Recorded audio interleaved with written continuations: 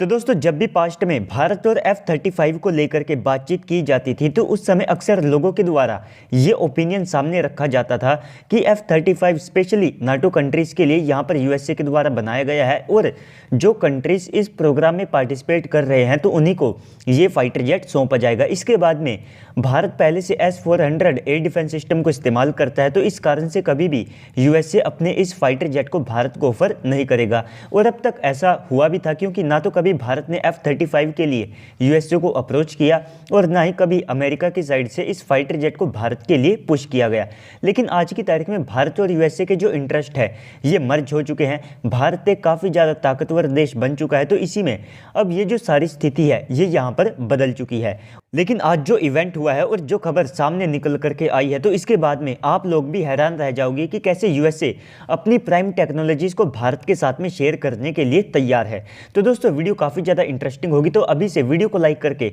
Channel को subscribe कर दीजिएगा। तो दोस्तों सबसे पहले तो आप सभी लोग अपनी स्क्रीन के ऊपर कुछ इमेजेस को देख सकते हैं। तो ये F-35 की वे इमेजेस है जो फाइटर जेट भारत के अंदर आ चुके हैं। तो ये इतिहास में पहली बार है जब यूएसए का F-35 फाइटर जेट भारत के एरो इंडिया शो के लिए हमारे देश में आया है। तो ये एक 5th जनरेशन का फाइटर जेट है और इसी के चलते यहाँ पर यूएसए ने खुद भारत के साथ में इस फाइटर जेट को लेकर के बातचीत भी शुरू कर दी है। तो दोस्तों आप सभी लोग अपनी स्क्रीन के ऊपर आर्टिकल को देख सकते हैं जहां पर यह बताया गया है कि यूएसए ने भारत के साथ में F-35 को लेकर के बातचीत शुरू कर दी है और अभी के लिए ये बातचीत शुरुआती फेज में है। और इससे पहले अगर आप F-35 के भारत के अंदर स्कोप को देखते हैं तो सबसे पहले तो हम MMRC डील के तहत 114 की संख्या में जो फाइटर जेट है इसको खरीदना चाहते हैं। लेकिन जब से भारतीय वायुसेना ने ये यहाँ पर क्लियर किया है कि हम 4.5 जनरेशन के फाइटर जेट के साथ में यहाँ पर 5th जनरेशन फाइटर जेट को भी कंसीडर कर सकते हैं, तो इसके बाद में यूएसए की साइड से जो अप्रोच है वो यहाँ पर काफ़ी ज़्यादा बदल चुकी है और इन्होंने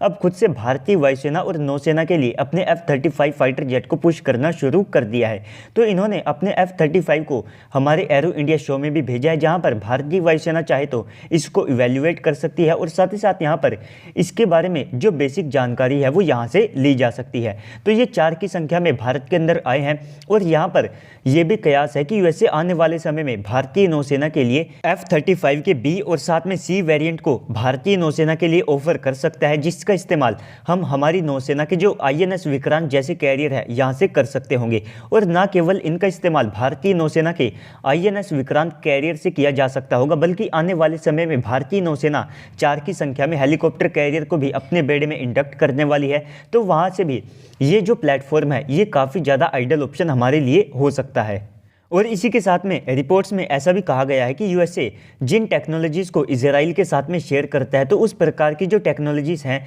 ये भारत के F-35 में भी यहाँ पर दी जा सकती है। तो यानी कि यूएसए अब काफ़ी ज़्यादा एडवांस स्टेजेस में आ चुका है, जिसके चलते अब ये पूरा मूड बना चुके हैं कि भारत को आने वाले समय में F-35 को काफ़ी ज़्यादा स्ट्रांगली ऑफर किया जाएगा। इसी के साथ में यहाँ पर अगर आप भारत की कुछ समस्याओं की बात करते हैं F-35 को लेकर के, तो सबसे पहले तो हमारी वायुसेना के लिए F-35 उतना ज़्यादा बेटर ऑप्शन नहीं लगता है जितना कि ये हमारी नौसेना की रिक्वायरमेंट्स को फुलफिल करता है। क्योंकि F-35 अगर भारतीय वायुसेना काफ़ी ज़्यादा बड़े नंबर के अंदर खरीदती है तो ये काफ़ी ज़्यादा कॉस्टली डील होगी और इसके साथ में भारत एक बार इसको खरीद करके मान लीजिए अपने बेड़े में शामिल कर लेता है तो इस सब के बावजूद भी इसको मेंटेन करना काफ़ी ज़्यादा मुश्किल है। इसी के साथ में इसकी जो फ्लाइंग पर आवर कॉस्ट है वो भी आप सबको राफेल जैसे फाइटर जेट से कहीं ज़्यादा की दिखाई देगी। साथ ही साथ यहाँ पर अगर हम चाहे तो अपनी नौसेना या फिर वायुसेना के लिए इसको एक लिमिटेड नंबर में ले सकते हैं, जिससे कि ये S-400 और साथ में हमारे राफेल जैसे जो फाइटर जेट है इनके साथ में मिलकर के चाइना और पाकिस्तान के खिलाफ एक काफ़ी ज़्यादा डेडली कॉम्बिनेशन को खड़ा करेगा, जहां पर